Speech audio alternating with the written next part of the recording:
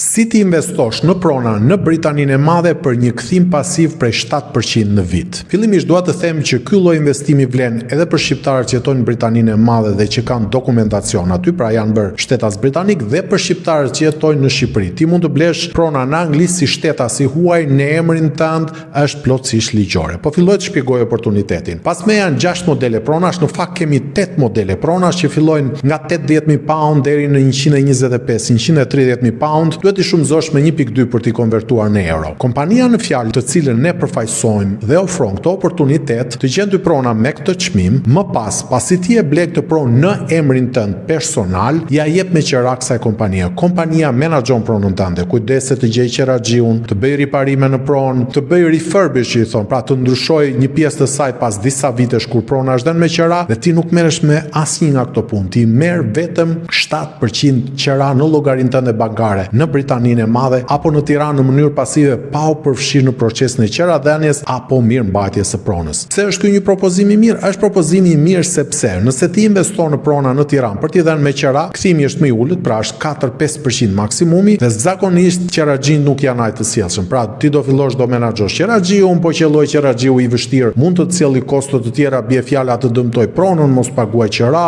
ujë, drita e kështu me radhë. Ndaj e ke më mirë të investosh në një pronë në një shtet stabil siç është Britania e Madhe, në një shtet ligjor, pra çdo gjë aty bëhet në mënyrë ligjore, kthimin e ke më të lartë, ke 7% dhe nuk ke kokçarje me qeraxhin. Kështu që nëse ti je shqiptar me dokumenta në Britaninë e Madhe, ne të vendosim direkt në kontakt me këtë kompaninë dhe ti zgjedh një nga pronat. Procesi i shitjes bëhet përmes një solicitor që quhet, pra avokati lokal sipas ligjit britanik. Vazhdon rrugtimin tënd me kompaninë. Nëse ti je në Tiranë, sigurisht që do të nevojitet ndihma jon lokale, vjen në zyrën tonë, ti informojmë ne për gjithçka dhe të ndihmojmë në gjithë procesin e shitjes derisa të kalohet prona në emrin tënd. T'ja kesh dhënë me kontratë me qira kompanisë në fjalë dhe të fillojnë të vinë të ardhurat në llogarinë tënde bankare. Për më shumë informacion na kontaktoni në WhatsApp ose jeni të ftuar të vini në zyrën tonë. Unë mendoj që është një oportunitet shumë i mirë për të investuar në prona dhe do isha i kënaqur që çdo shqiptar i Britanisë Madhe apo i Shqipërisë ta bënte një investim të tillë të suksesshëm. Na kontaktoni.